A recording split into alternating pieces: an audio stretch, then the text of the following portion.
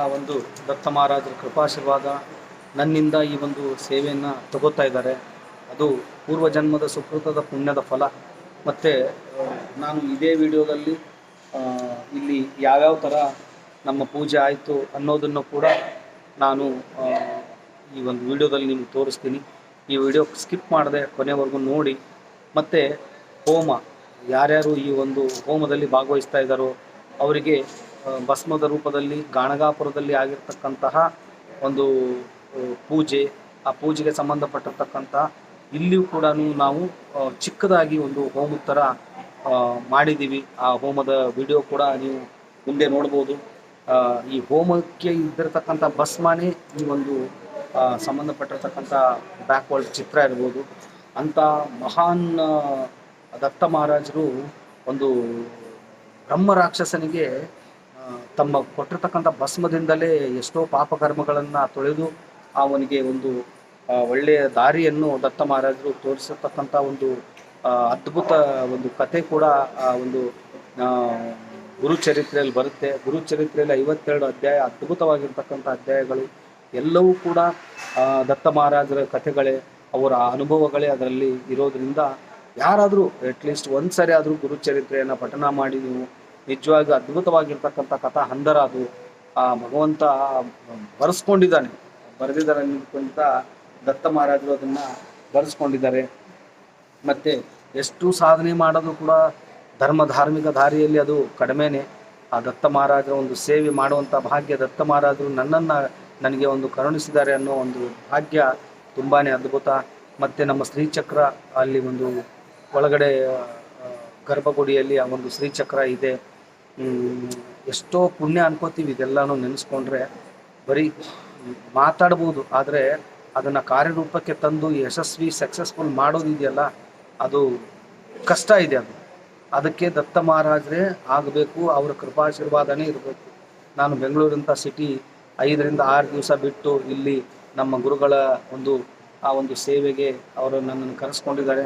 ಆ ಸೇವೆ ಜೊತೆ ಕೂಡ ದತ್ತ ಮಹಾರಾಜರ ಸೇವೆಯೂ ಕೂಡ 5 ದಿವಸ ನಡೀತಾ ಇದೆ. ಖಂಡಿತವಾಗಿಯೂ ಪೂರ್ವ ಪುಣ್ಯದ ಸುಕೃತದ ಫಲ ಅಂತ ಹೇಳ್ತಾ, ಮತ್ತು ನೀವು ವಿಡಿಯೋದಲ್ಲಿ ಗಮನಿಸ್ಬೋದು, ಆ ಒಂದು ಶ್ರೀಚಕ್ರದ ಮುಂದೆ ಹೋಮದ ಥರ ನಾವು ಮಾಡಿದ್ದೀವಿ. ಆ ಹೋಮದಲ್ಲಿ ಇರ್ತಕ್ಕಂಥ ಭಸ್ಮನೇ ಎಲ್ರಿಗೂ ನಾವು ಕೊಡ್ತಾ ಇರೋದು. ಇವಾಗ 48 ದಿವಸ ಅಂತೂ ಸತತವಾಗಿ ಹೋಮ ನಡೀತಾ ಇದೆ. ಅದ್ಭುತವಾಗಿರ್ತಕ್ಕಂಥ ಒಂದು ಹೋಮದ ವಿಡಿಯೋ ಅದು, ನೀವು ಖಂಡಿತವಾಗಿ ನೋಡಿ. ಇವತ್ತಿನ ವಿಡಿಯೋದಲ್ಲಿ ಏನು ಸ್ಪೆಷಲಪ್ಪ ಅಂತಂದರೆ, ಆ ಒಂದು ಆ ಜ್ವಾಲೆಯ ಮುಂದೆ ನಿಂತ್ಕೊಂಡು ನೀವು ದತ್ತ ಮಹಾರಾಜನ ನೆನೆಸ್ಕೊಂಡ್ರು ಕೂಡ ಆ ಒಂದು ಪುಣ್ಯ, ನಿಮ್ಮ ಒಂದು ಕೋರಿಕೆ ಆ ಮಹಾರಾಜರಿಗೆ ತಲುಪುತ್ತೆ. ಮತ್ತು ನೀವು ಅಂದ್ಕೊಂಡಿದ್ದು ದತ್ತ ಮಹಾರಾಜರು ಏನು ಅಂತ ಅನ್ಕೋಬೇಡಿ, ಅವರು ಅದ್ಭುತವಾಗಿರ್ತಕ್ಕಂತಹ ಗುರು ಅನ್ನೋ ಪರಂಪರೆಗೆ ಪ್ರಪ್ರಥಮ ಗುರುವೇ ಆದಿಗುರು ಪರಮಗುರು ಶ್ರೀ ದತ್ತ ಮಹಾರಾಜರು. ಎಷ್ಟೋ ಜನ ಮಹಾರಾಷ್ಟ್ರ, ಕೊಲ್ಲಾಪುರ, ವರ್ಲ್ಡಲ್ಲಿ ಇರ್ತಕ್ಕಂಥ ಎಷ್ಟೋ ಜನ ಭಕ್ತಾದಿಗಳು ಗಾಣಗಾಪುರಕ್ಕೆ ಬರ್ತಾರೆ, ಅವರು ಸೇವೆ ಮಾಡ್ತಾರೆ. ನಾನು ಎಷ್ಟು ಹೇಳಿದ್ರು ಕೂಡ 24x7 ಹೇಳಿದ್ರು ಕೂಡ ದತ್ತ ಮಹಾರಾಜರ ಬಗ್ಗೆ ಕಡಿಮೆನೆ. ನಮಗೇನು ಬೇಕು ಅನ್ನೋದಕ್ಕಿಂತ ಮುಂಚಿತವಾಗಿ ಅವರು ಕೊಡುವಂಥದ್ದು ತುಂಬಾ ಅದ್ಭುತವಾಗಿರುತ್ತೆ. ಯಾವತ್ತೂ ನಾವು ದತ್ತ ಮಹಾರಾಜರ ಸೇವೆ ಆಗಲಿ, ಗುರುಗಳ ಒಂದು ಸೇವೆ ಆಗಲಿ ಆಸೆ ಇಟ್ಕೊಂಡು ಮಾಡೋದ್ರಲ್ಲಿ ಅರ್ಥ ಇಲ್ಲ. ಅವ್ರು ಏನು ಕೊಡ್ತಾರೋ ಅದು ಖಂಡಿತವಾಗಿ ವಿಶೇಷವಾಗಿರುತ್ತೆ. ಅದು ಖಂಡಿತವಾಗಿಯೂ ನಾನು ನಿಮಗೆ ಇನ್ನೊಂದು ನೆಕ್ಸ್ಟ್ ವಿಡಿಯೋದಲ್ಲಿ ಹೇಳ್ತೀನಿ. ಅದು ಇಲ್ಲಿ ಒಂದು ಅದ್ಭುತ ಶಕ್ತಿ, ಆ ಒಂದು ದೇವರ ಕೃಪಾಶೀರ್ವಾದ ಅದು ನಮ್ಗೆ ಸಿಕ್ಕಿದೆ ಅಂತ ಹೇಳೋಕ್ಕೆ ತುಂಬ ಆನಂದ, ಅದ್ಭುತ ಆಗುತ್ತೆ. ಮತ್ತು ನನಗೆ ತಿಳಿದ ಮಟ್ಟಿಗೆ ಹೋದ ವರ್ಷ ತಗೊಂಡಿರ್ತಕ್ಕಂಥ ಹೋಮದ ಭಸ್ಮ, ಅದರ ಮಹಿಮೆ ಅತ್ಯದ್ಭುತವಾಗಿದೆ. ಹೋದ ಸಾರಿ ಅಂತೂ ನಾವು ಇಲ್ಲಿ ಬಂದು ಹೋಮ ಮಾಡಿರಲಿಲ್ಲ, ಬಟ್ ಈ ಸಾರಿ ಆ ಹೋಮದಲ್ಲಿ ಭಾಗವಹಿಸಿರ್ತಕ್ಕಂಥ ಸುಮಾರು 43 ಜನ ಹೋಮದಲ್ಲಿ ಭಾಗವಹಿಸಿದ್ದಾರೆ. ನನಗೆ ಉದ್ದೇಶ ಒಂದೇ, ಆ ಹೋಮದಿಂದ ಆಗುವಂಥ ಎಲ್ರಿಗೂ ಒಳ್ಳೆಯದಾಗಬೇಕು, ಆ ದತ್ತ ಮಹಾರಾಜರ ಕೃಪಾಶೀರ್ವಾದ ಪ್ರತಿಯೊಬ್ಬರಿಗೂ ಆಗಬೇಕು ಅನ್ನೋದೇ ನನ್ನ ಒಂದು ಆಸೆ. ಭಕ್ತಾದಿಗಳೇ, ರಿಯಲಿ ಹೋಮ ಯಾರಾದರೂ ಹಾಕಿಸ್ಬೇಕು ಅನ್ನೋರಿದ್ದರೆ ನನಗೆ ಫೋನ್ ಮಾಡಿ. ಮತ್ತು ಮುಂದಿನ ತಿಂಗಳು 10ನೇ ತಾರೀಕಿಗೆ ಗುರು ಪೂರ್ಣಿಮೆ ಇದೆ. ಯಾರ್ಯಾರು ಆ ದತ್ತ ಮಹಾರಾಜರ ಸೇವೆಗೆ ನೀವು ಮಾಡಬೇಕು ಅಂತಿರೋ, ಅಥವಾ ನಿಮ್ಮ ಒಂದು ಏನೋ ಅಕ್ಕಿನೋ ಬೇಳೆನೋ ಏನಾದರೂ ಮುಟ್ಟಿಸ್ಬೇಕು ಅಂತಿರೋ, ನೀವು ಬೆಂಗಳೂರು ಗಂಗಾನಗರಕ್ಕೆ ಬರ್ಬೋದು. ಅಥವಾ ನಿಮಗಾಗಲ್ವಾ ಫೋನ್ಪೇನೋ ಗೂಗಲ್ ಪೇನೋ, ಅದು ಮಾಡುವಂಥದ್ದು ಒಂದು ಪದ್ಧತಿ ಇದೆ. ಆ ಪದ್ಧತಿ ಪ್ರಕಾರ ನಾನು ಹೇಳ್ತೀನಿ ನಿಮಗೆ, ನೀವು ಫೋನ್ ಮಾಡಿ ನನಗೆ ಕಳಿಸೋದಾದ್ರೂ ಕೂಡ ನೀವು ಅದನ್ನು ಕಳಿಸ್ಬೋದು. ಮತ್ತು ಪ್ರತಿ ವರ್ಷದಂತೆ ಈ ವರ್ಷ ಕೂಡ ಗುರು ಪೂರ್ಣಿಮೆ ಯಥಾಶಕ್ತಿ ವಿಜೃಂಭಣೆಯಿಂದ ನಡೀತಾ ಇದೆ ಅಂತ ಹೇಳ್ತಾ, ಸೊ ಇವಾಗ ನೀವು ನೋಡುವಂಥ ವಿಡಿಯೋ ಅದು ಆ ಭಗವಂತನ ಕೃಪಾಶೀರ್ವಾದದಿಂದ ನಿನ್ನೆ ಇಲ್ಲಿ ನಾನು ನನ್ನ ಮಗ ಮಾಡಿರ್ತಕ್ಕಂಥ ಸೇವೆ ಫಸ್ಟು 1ನೇ ವಿಡಿಯೋದಲ್ಲಿ ಹೋಮ ಇದೆ. ಅದು ಬೆಳಗಿನ ಜಾವದ 5 ಗಂಟೆ ಹೋಮದ ನಂತರ ನನ್ನ ಮಗ ಈ ಒಂದು ದೇವಸ್ಥಾನದಲ್ಲಿ ಉರುಳು ಸೇವೆ ಮಾಡಿರ್ತಕ್ಕಂಥ ವಿಡಿಯೋ ಅದು ನಿಜವಾಗಿಯೂ ಅದ್ಭುತವಾಗಿದೆ. ವಿಡಿಯೋ ಅದು ನೀವು ಎಷ್ಟು ಅದ್ರ ಬಗ್ಗೆ ವರ್ಣಾತೀತವಾಡೋದು ನಿಜವಾಗಿ ಕಡಿಮೆನೇ. ಅದು ಗಾಣಗಾಪುರದಲ್ಲಿರ್ತಕ್ಕಂಥ ಎಲ್ಲ ಒಂದು ಅರ್ಚಕರ ಪ್ರೀತಿಯ ಪಾತ್ರಕ್ಕೆ ನನ್ನ ಮಗ ಆಗಿದ್ದಾನೆ. ಅದು ನಾನು ಎಷ್ಟೋ ಸಾರಿ ಕಣ್ಣಲ್ಲಿ ನೀರು ತೆಗೆದುಬಿಟ್ಟಿದ್ದೀನಿ. ಭಗವಂತ ದತ್ತ ಮಹಾರಾಜರು ಅಂತ ಒಂದು ಪುಣ್ಯವಂತನ ಮಗನ್ನ ನನಗೆ ಕೊಟ್ಟಿದ್ದಾರೆ. ನಾನು ಪುಣ್ಯವಂತ ಅಂತ ಮಗ ಸಿಗಬೇಕು ಅಂತ. ಅದಕ್ಕೆ ಕಾರಣ ಒಂದೇ, ನನ್ನ ಹೆಂಡತಿ, ನನ್ನ ಧರ್ಮಪತ್ನಿ ಅವನು ಹೊಟ್ಟೆಯಲ್ಲಿದ್ದಾಗ ಗುರುಚರಿತ್ರೆಯ ಪಠಣ ಮಾಡಿರ್ತಕ್ಕಂಥದ್ದು.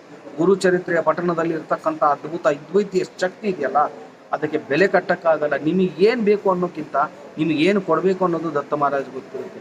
ಅದು ಖಂಡಿತವಾಗಿಯೂ ಅದನ್ನು ದತ್ತ ಮಹಾರಾಜರು ನಿಮ್ಗೆ ಕರುಣಿಸ್ತಾರೆ. ದತ್ತ ಮಹಾರಾಜರ ಆಸ್ತಿ, ಅಂತಸ್ತು, ಬಂಗಾರ, ಬೆಳ್ಳಿ, ಶ್ರೀಮಂತಿಕೆ ಇದು ಯಾವುದೂ ನಡೆಯುವುದಿಲ್ಲ. ಬರೀ ನಿಮ್ಮ ಭಕ್ತಿ, ನಿಮ್ಮ ಹೃದಯದಲ್ಲಿ ನಿಷ್ಕಲ್ಮಶವಾಗಿರ್ತಕ್ಕಂಥ ಭಕ್ತಿ ಮಾತ್ರನೇ ಮಹಾರಾಜರು ಕೇಳೋದು. ಅನ್ಯತಃ ಏನೂ ಕೇಳೋದಿಲ್ಲ. ಕೇಳಿದ್ರೆ ಒಂದು ಅನ್ನದಾನದ ಒಂದು ವಿಶೇಷ ದತ್ತ ಮಹಾರಾಜರಿಗಿರೋದು. ನೀವು ಇಷ್ಟು ಮಾಡಿದ್ರೂ ಕೂಡ ಅದಕ್ಕೆ ಬೆಲೆ ಕಟ್ಟಕ್ಕಾಗಲ್ಲ. ನಾವು ಇತ್ತೀಚೆಗೆ ದೇವಸ್ಥಾನ ಆದಮೇಲೆ ನಾವು ಗಾಣಗಾಪುರಕ್ಕೆ ಬರೋದು ಒಂದು ಸ್ವಲ್ಪ ಕಡಿಮೆ ಆಗಿದೆ. ಅದು ದತ್ತ ಮಹಾರಾಜರ ಕೃಪಾಶೀರ್ವಾದ. ಖಂಡಿತವಾಗಿ ಮುಂದಿನ ದಿನಗಳಲ್ಲಿ ನನ್ನನ್ನು ಕರೆದುಕೊಂಡು ಆ ಒಂದು ಸೇವೆ ನನ್ನಿಂದ ಮಾಡಿಸ್ಕೊತಾರೆ. ಮತ್ತು ಇವಾಗ ನೀವು ವಿಡಿಯೋ ನೋಡಿ, ಅದು ಆ ಒಂದು ಎಷ್ಟು ಸುಂದರವಾಗಿ ಮೂಡಿ ಬಂದಿದೆ ವಿಡಿಯೋ ಅಂತಂದರೆ, ನೀವು ಬನ್ನಿ 2 ವಿಡಿಯೋ ಮುಂದೆ ಜಾಯ್ನ್ ಆಗುತ್ತೆ. ಒಂದು ಇಲ್ಲಿ ಆಗಿರ್ತಕ್ಕಂಥ ಹೋಮ, ಇನ್ನೊಂದು ಆ ಒಂದು ನನ್ನ ಮಗನ ಒಂದು ಉರುಳು ಸೇವೆ. ಬನ್ನಿ ಹಾಗಾದ್ರೆ ನೋಡ್ಕೊಂಬರೋಣ ಆ ವಿಡಿಯೋ ಯಾವ ಥರ ಇದೆ ಅಂತ. ಅವಧೂತ ಚಿಂತನ ಶ್ರೀ ಗುರುದೇವ ದತ್ತ ದಿಗಂಬರಾಯ ವಿದ್ಮಹೇ ಅತ್ರಿಪುತ್ರಾಯ ಧೀಮಹಿ ತನ್ಯೋ ದತ್ತ ಪ್ರಚೋದಯಾತ್. ಸ್ವಾಮಿ ಮಹಾರಾಜ ಕಿ ಜಯ.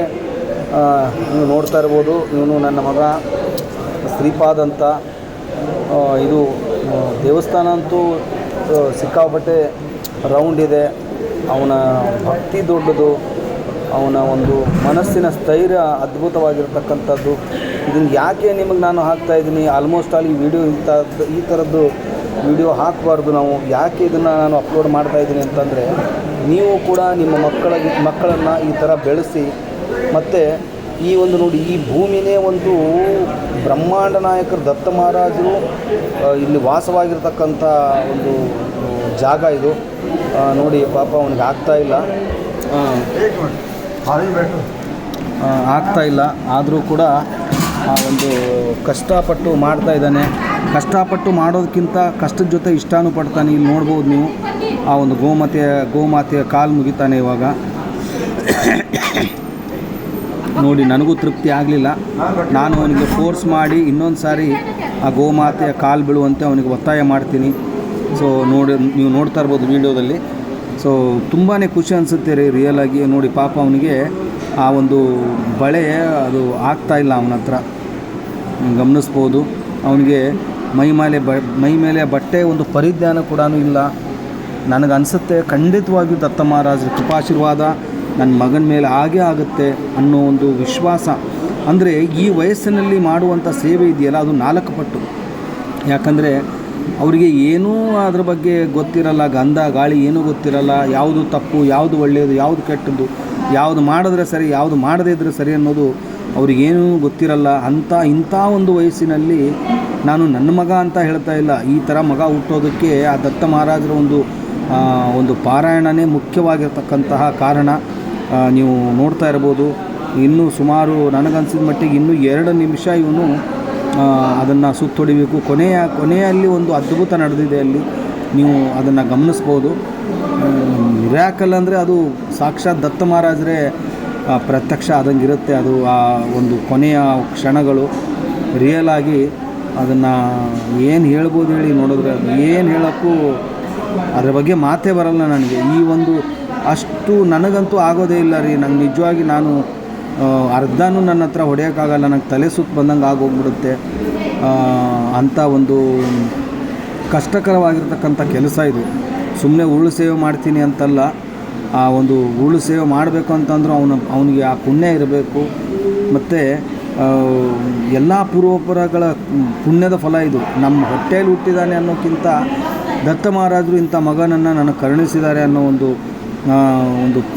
ಒಂದು ನಂಬಿಕೆ ನನಗಿದೆ. ಖಂಡಿತವಾಗಿಯೂ ಆ ದತ್ತ ಮಹಾರಾಜರ ಒಂದು ಕೃಪಾಶೀರ್ವಾದ ಇವನ ಮೇಲೆ ಆಗಲಿ. ನೋಡ್ತಾ ಇರ್ಬೋದು ನೀವು, ಪಾಪ ಅವನಿಗೆ ಅದು ತಾಗ್ತಾ ಇತ್ತು, ಅದು ಜಸ್ಟ್ ಮಿಸ್ ಆದ. ಓಕೆ, ಹಾಗೆ ಮುಂದೆ ಸಾಕ್ತಾ ಇದ್ದಾನೆ. ಈ ಒಂದು ನಡೆದಿರ್ತಕ್ಕಂಥ ಸಮಯ ಸುಮಾರು 7:30 ಆಗಿರಬೇಕು, 7:30 ಬೆಳಗಿನ ಜಾವ ಈ ಒಂದು ನಡೆದಿದೆ. ನನ್ನ ಜೊತೆನೇ ಕೂತ್ಕೊಂಡು ಅನುಷ್ಠಾನ ಆದ ನಂತರ ಒಂದು ಪಾರಾಯಣ ಆದಮೇಲೆ ಇದನ್ನು ಅವನು ಮಾಡಿರೋದು. ಅವಧೂತ ಚಿಂತನ ಶ್ರೀ ಗುರುದೇವದತ್ತ ಆ ಒಂದು ಭಗವಂತನ ಕೃಪಾಶೀರ್ವಾದ. ಇವಾಗ ಏನಪ್ಪ ಅಂತಂದರೆ ನೋಡಿ, ಈಗ ನೀವು ಗಮನಿಸ್ಬೋದು, ಇಲ್ಲಿ ಅವನಿಗೆ ಇಷ್ಟಪಡುವಂಥ ಗುರುಗಳು ಆ ಕ್ಷಣಕ್ಕೇ ಬಂದು ಅಲ್ಲಿ ಪ್ರತ್ಯಕ್ಷರಾಗಿರುವಂಥ ಒಂದು ವಿಡಿಯೋ ನೋಡಿ. ಇದು ನೋಡಿ ನೀವು ಎಷ್ಟು ಇದು ಸತ್ಯವಾಗಿ ಹೇಳ್ತೀನಿ, ಇನ್ಸಿಡೆಂಟ್ ಅಲ್ಲ ಇದು. ಆ ದತ್ತ ಮಹಾರಾಜರದೇ ಒಂದು ಆಶೀರ್ವಾದ. ಖಂಡಿತವಾಗಿ ನೋಡಿ, ಅವ್ರ ಕಾಲು ಬೀಳುವಂಥ ರೀತಿ ನೋಡಿ. ಅವರು ಮಹಾನ್ ಸಾಧಕರು. ಇವರು ಮೂಲತಃ ಉಡುಪಿಯವರಾಗಿರೋದ್ರಿಂದ ಇವರು ಇಲ್ಲೇ ಇರ್ತಾರೆ. ಸೊ ನನ್ನ ಪುಣ್ಯ ಗುರುಗಳೇ, ಇಷ್ಟು ಹೇಳಿ. ಅವಧೂತ ಚಿಂತನ ಶ್ರೀ ಗುರುದೇವದತ್ತ ದಿಗಂಬರಾಯ ವಿದ್ಮಹೇ ಅತ್ರಿಪುತ್ರಾಯ ಧೀಮಹಿ ತನ್ಯೋ ದತ್ತ ಪ್ರಚೋದಯಾತ್. ಎಲ್ಲ ಸ್ವಾಮಿ ಸಮರ್ಥರು ದತ್ತ ಭಕ್ತಾದಿಗಳಿಗೆ ಕೋಟಿ ಕೋಟಿ ನಮಸ್ಕಾರಗಳು.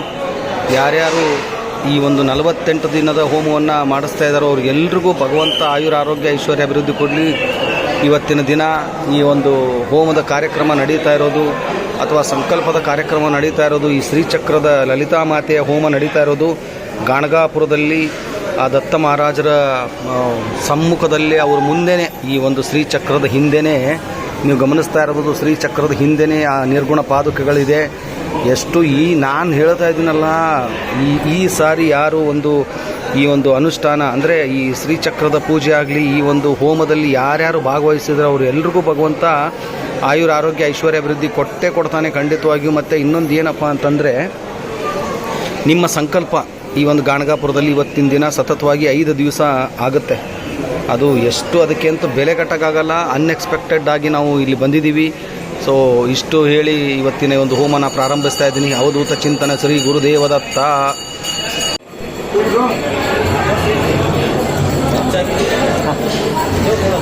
ಅವಧೂತ ಚಿಂತನ ಶ್ರೀ ಗುರುದೇವದತ್ತ ದಿಗಂಬರಾಯ ವಿದ್ಮಹೇ ಅತ್ರಿಪುತ್ರಾಯ ಧೀಮಹಿ ತನ್ಯೋ ದತ್ತ ಪ್ರಚೋದಯಾತ್.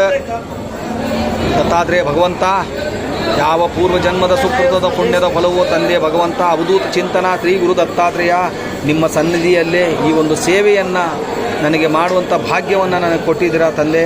ಎಲ್ಲ ಭಕ್ತಾದಿಗಳಿಗೂ, ಈ ಹೋಮವನ್ನು ಮಾಡಿಸುವಂಥ ಭಕ್ತಾದಿಗಳಿಗೂ ಮತ್ತು ಈ ಹೋಮವನ್ನು ನೋಡುವಂತಹ ಎಲ್ಲ ಪುಣ್ಯವಂತರಿಗೂ ಕೂಡ ಎಷ್ಟು ಭಾಗ್ಯ ಅಂದರೆ ಅದನ್ನು ವರ್ಣನೆ ಮಾಡೋದಕ್ಕೂ ಸಾಧ್ಯ ಇಲ್ಲ. ನೀವೆಷ್ಟು ಪುಣ್ಯ ಮಾಡಿದ್ರೋ ನಾನು ಅರಿಯೇ. ಈ ಶ್ರೀಚಕ್ರದ ಆ ಒಂದು ಮಹಾಪೂಜೆ ಗಾಣಗಾಪುರದ ಈ ಕ್ಷೇತ್ರದಲ್ಲಿ ನೋಡ್ತಾ ಇದ್ದೀರಾ. ಜನದಟ್ಟಣೆ ನೋಡ್ತಾ ಇದ್ದೀರಾ ನೀವು. ಇದು ಬೆಳಗಿನ ಜಾವ, ಇನ್ನೂ ಸಮಯ ತುಂಬ ಆಗಿಲ್ಲ. ನೋಡ್ತಾ ಇದ್ದೀರಾ ನೀವು. ಈ ಒಂದು ಬೆಳಗಿನ ಜಾವ 3:00 ಇಲ್ಲಿ ಈ ಒಂದು ಹೋಮ ಸ್ಟಾರ್ಟ್ ಆಗಿದೆ. ಅಂದರೆ ಅಷ್ಟೊಂದು ಯಾವ ಜನ್ಮದಲ್ಲಿ ಪುಣ್ಯ ಮಾಡಿದ್ದೀವೋ ಅನ್ನೋ ಈ ಹೋಮ ಯಾರ್ಯಾರು ಮಾಡುತ್ತಾ ಇದ್ದಾರಲ್ಲ ಅವರು ನಾನು ಎಷ್ಟು ಹೇಳಿದ್ರು ಕಡಿಮೆ ರೀ ಅವ್ರ ಪುಣ್ಯ. ನಿಮ್ಮ ಸಂಕಲ್ಪ ಇವತ್ತು ಈ ಗಾಣಗಾಪುರ ಈ ಕ್ಷೇತ್ರದಲ್ಲಿ ನಿಮ್ಮ ಸಂಕಲ್ಪ ಆಗಿ ಒಂದು ಹೋಮ ಇನ್ನೂ ಯಶಸ್ವಿಯಾಗಿ ನನಗನ್ಸಿದ ಮಟ್ಟಿಗೆ ಇನ್ನೂ 5 ದಿವಸ ನಾವು ಇಲ್ಲಿ ಮಾಡ್ಬೋದು. 5 ದಿನದ ಒಂದು ಸಂಪೂರ್ಣ ಸೇವೆ ಆ ದತ್ತ ಮಹಾರಾಜರ ಕೃಪಾಶೀರ್ವಾದ ನಿಮಗೆಲ್ರಿಗೂ ಆಗಲಿ. ನಿಮ್ಮ ಎಲ್ಲ ಸಂಕಲ್ಪವನ್ನು ತೆಗೆದುಕೊಂಡು ಬಂದು ಈ ಒಂದು ಕ್ಷೇತ್ರದಲ್ಲಿ ಅದನ್ನು ನಾವು ಮಾಡ್ತಾ ಇದ್ದೀವಿ ಅಂತಂದರೆ ಭಗವಂತ ನೀವು ಪುಣ್ಯವಂತರು. ನಮಗೆ ನಿಮ್ಮ ಸೇವೆ ಮಾಡುವಂಥ ಆ ಭಾಗ್ಯವನ್ನು ದತ್ತ ಮಹಾರಾಜರು ಕರುಣಿಸಿದ್ದಾರೆ. ನಿಮ್ಮ ತಂದೆ ತಾಯಿ ಪುಣ್ಯ ಮಾಡಿರಬೇಕು. ಇಂಥ ಒಂದು ಕ್ಷೇತ್ರದಲ್ಲಿ ನಿಮ್ಮ ಹೆಸರಿನ ಸಂಕಲ್ಪ ತಗೊಂಡು ಇಲ್ಲಿ ನಾವು ಆ ಒಂದು ಹೋಮವನ್ನು ಮಾಡ್ತಾ ಇದ್ದೀವಲ್ಲ. ಅವಧೂತ ಚಿಂತನ ಶ್ರೀ ಗುರುದೇವದತ್ತ ದತ್ತಾತ್ರೇಯ ಭಗವಂತ, ಈ ಹೋಮದ ಮುಂದೆ ನಿಮ್ಮ ಮನಸ್ಸಿನ ಭಾವನೆಗಳನ್ನು ಆ ಶ್ರೀಚಕ್ರ ಮಹಾತಾಯಿಯ ಮುಂದೆ ನಿಮ್ಮ ಕಷ್ಟಗಳನ್ನು ಹೇಳ್ಕೊಳ್ಳಿ. ಎಂತಹದೇ ಸಮಸ್ಯೆ ಇದ್ದರೂ ಕೂಡ ದತ್ತ ಮಹಾರಾಜರು ಒಂದು ದಾರಿ ತೋರಿಸ್ತಾರೆ ಅಂತ ಹೇಳ್ತಾ ಇಲ್ಲಿಗೆ ಈ ಒಂದು ಹೋಮನ ಮುಗಿಸ್ತಾ ಇದ್ದೀನಿ. ಅವಧೂತ ಚಿಂತನ ಶ್ರೀ ಗುರುದೇವದತ್ತ ದಿಗಂಬರಾಯ ವಿದ್ಮಹೇ ಅತ್ರಿಪುತ್ರಾಯ ಧೀಮಹಿ ತನ್ಯೋ ದತ್ತ ಪ್ರಚೋದಯಾತ್.